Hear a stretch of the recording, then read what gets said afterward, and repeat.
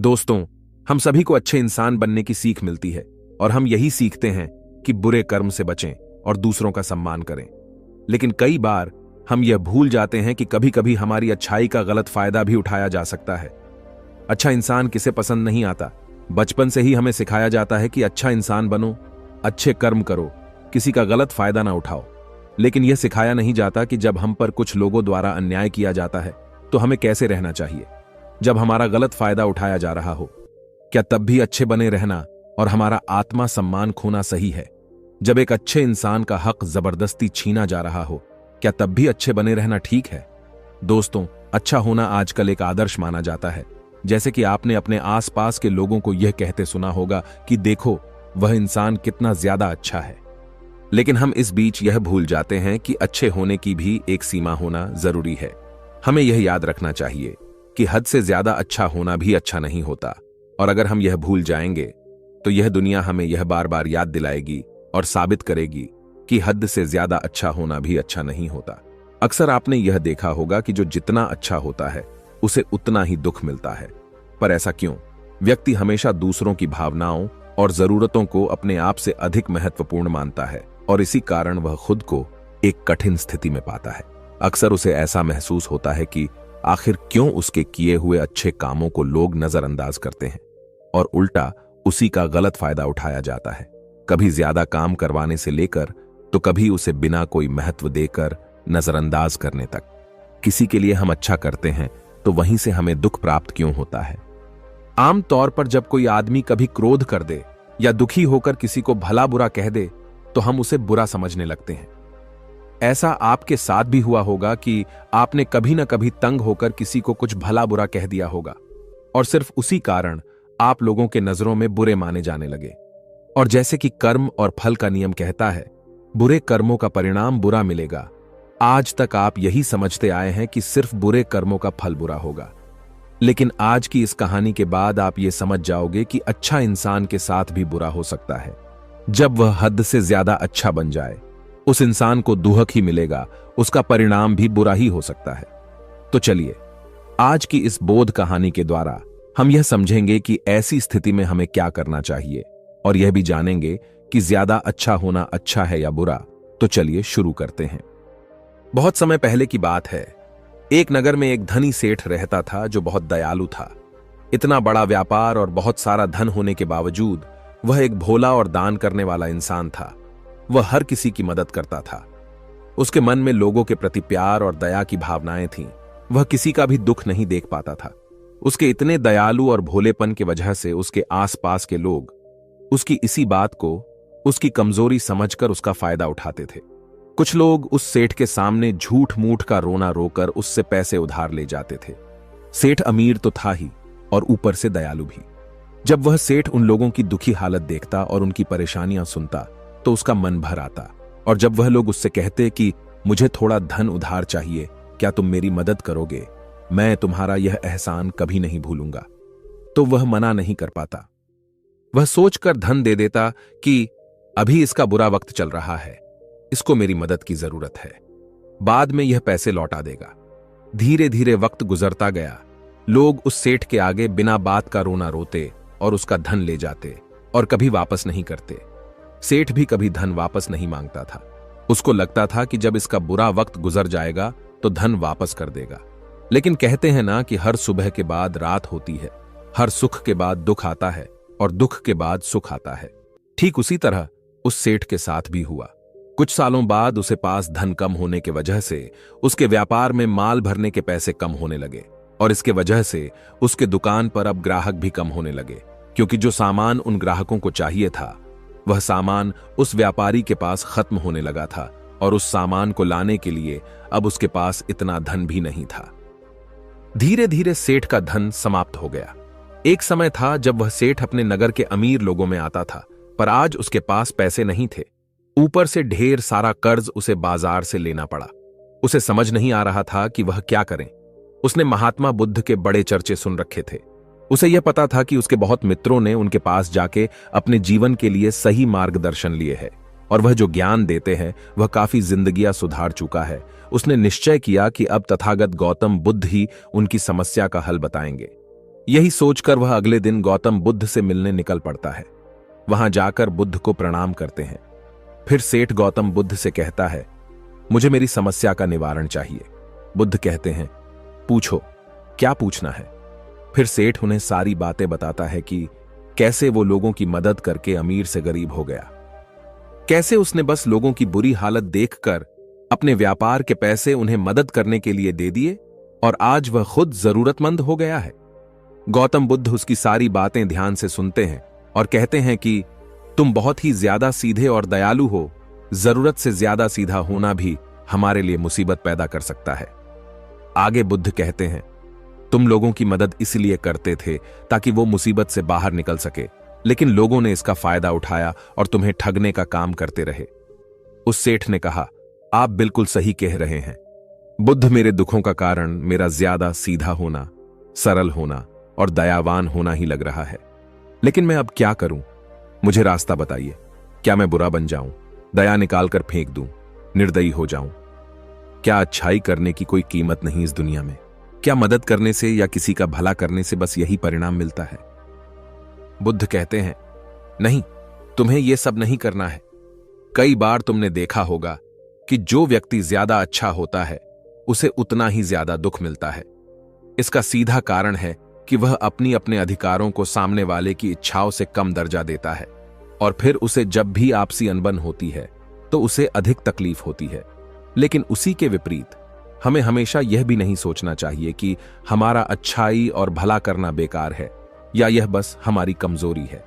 हमें अच्छाई से हाथ कभी नहीं छोड़ना चाहिए। हमें बस यह सीखना है कि कभी कभी हमें भी अपनी बात रखने का अधिकार है और हमें अपने अधिकारों की रक्षा करनी चाहिए। इसलिए हमें अच्छे इंसान बने रहने के साथ साथ अपने अधिकारों की रक्षा करना भी सीखना होगा। अगर हमें गलत तरीके से नुकसान हो रहा है, कोई हमारा गलत फायदा उठा रहा है, तो हमें उसका सामना करने के लिए सही तरीके से खड़े होना जरूरी है। यही एक सच्चे और अच्छे इंसान की पहचान और शख्सियत होती है। वह आदमी कहता है, बुद्ध, मुझे थोड़ा थोड़ा समझ आ रहा है, लेकिन अभी भी मैं पूरी तरह नहीं समझा। इस पर बुद्ध कहते हैं, चलो मैं तुम्हें एक कहानी सुनाता हूं, उसके बाद तुम्हें समझ आ जाएगा कि तुम्हें क्या करना है और क्या नहीं करना है। बहुत समय पहले की बात है, एक जंगल में एक भेड़ रहती थी। उस भेड़ ने एक मेमने को जन्म दिया। वह मेमना बहुत ही सुंदर था। उसके शरीर पर बहुत ही चमकदार घने बाल थे। वह बहुत ही सुंदर लगता था। भेड़ भी अपने मेमने से बहुत प्रेम करती थी और उसका बहुत अच्छे से देखभाल भी करती थी। भेड़ अपने बेटे को अच्छी अच्छी बातें सिखाती, उसे अच्छे संस्कार देती। उस भेड़ की इच्छा थी कि उसका बेटा बड़ा होकर खूब नाम रोशन करे, लेकिन भेड़ के ज्यादा लाड प्यार के कारण मेमना बिगड़ता जा रहा था। उसकी मां उसे अच्छी शिक्षा देती थी, उसे अच्छे से रखती थी, दिन रात उसका पूरा ख्याल रखती थी। लेकिन मेमना दिन प्रतिदिन शैतान और जिद्दी होता चला गया। वह अपनी मां की किसी भी बात को ध्यान से नहीं सुनता और ना ही किसी बात पर ध्यान देता। उसे हर पल ऐसा ही लगता कि मेरी मां मेरा इतना ख्याल रखती है और इसी कारण वह खुद की जिम्मेदारी नहीं लेता था, यह सोचकर कि उसकी मां उसे किसी भी संकट से निकाल लेगी। वह धीरे धीरे गैर जिम्मेदार होता जा रहा था और अब उस भेड़ का लाड और प्यार उसी के मेमने के अच्छे और जिम्मेदार बनने में रुकावट बन गई थी। फिर एक दिन वह मेमन घूमता घूमता पास के जंगल में जा पहुंचा। वह मेमन पहले बार जंगल में गया था। उसे पहले बार जंगल में जाने का मौका मिला था। वह जंगल की सुंदरता को देखकर चकित रह गया। उसने कभी इतनी सुंदर चीज नहीं देखी थी। इतनी सुंदर पौधे, रंग बिरंगे फूलों को देखकर बहुत ही प्रशंसा हुई। उसे यह सब देखकर बहुत अच्छा लगा। फिर उसने झाड़ियों के कुछ पत्तियां खाईं। जैसे ही उसने पेट भरने के लिए पेड़ों की पत्तियां खाईं, उसको वह पत्तियां बहुत ही स्वादिष्ट लगे। अब तो वह मेमना रोज जंगल में जाने लगा और वहां जाकर पेड़ पौधों को नुकसान पहुंचा रहा था।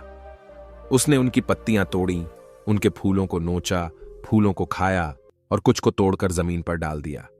उस मेमने को इस बात की बिल्कुल भी परवाह नहीं थी कि वह क्या कर रहा है। उसको इस बात का पता ही नहीं था कि जंगल में कोई खतरा भी है। वह तो मस्त मौला होकर जंगल में उछल कूद कर रहा था और पौधों को खूब से नुकसान पहुंचा रहा था। लेकिन जब उस मैने की मां को, यानी उस भेड़ को, इस बारे में पता चला कि मेमना हर रोज जंगल जाता है, तो वह घबरा गई और मेमने को अपने पास बुलाकर समझाने लगी कि तुम जंगल में मत जाओ, वहां पर बहुत सारे खुखाकर जानवर हैं तुम्हारे ऊपर हमला कर देंगे, तुम्हें खा जाएंगे।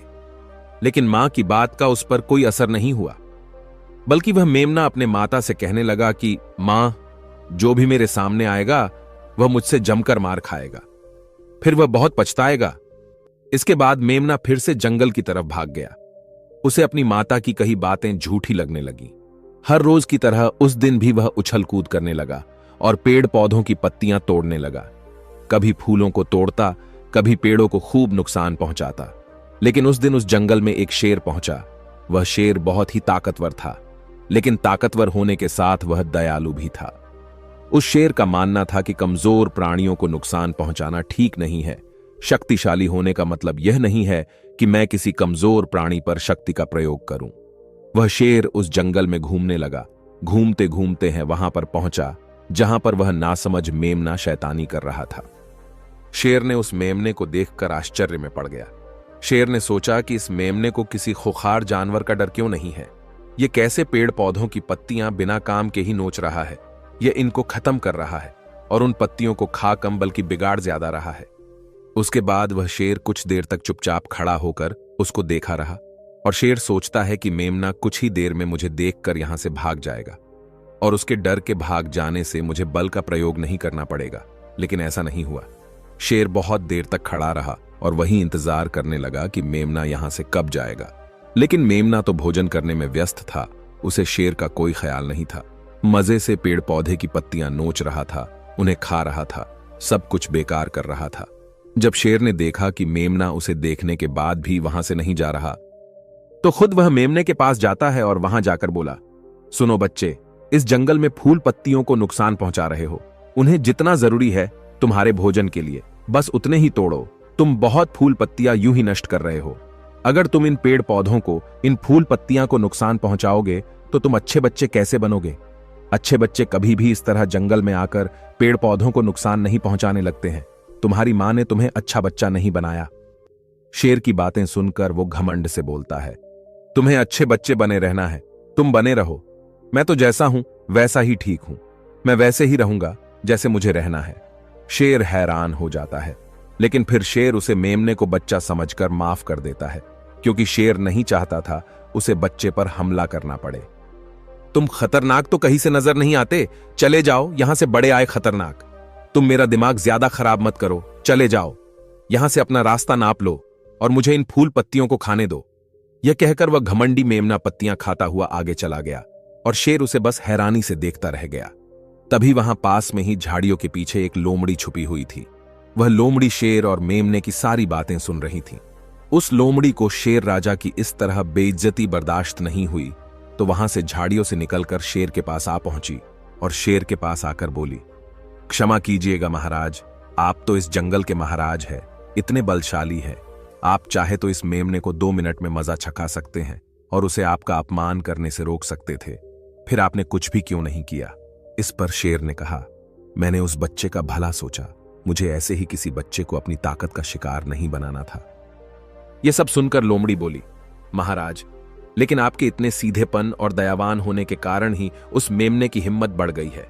वह आपके सीधेपन का गलत फायदा उठा रहा है और जंगल में इधर उधर घूम रहा है और पेड़ पौधों को नुकसान पहुंचा रहा है। मुझे पता है कि कमजोर प्राणी पर हमला नहीं करना चाहिए, यह बहुत बुरी बात है, और यह भी दया करना एक अच्छा गुण है। लेकिन शासन में कभी कभी भय दिखाना भी जरूरी है।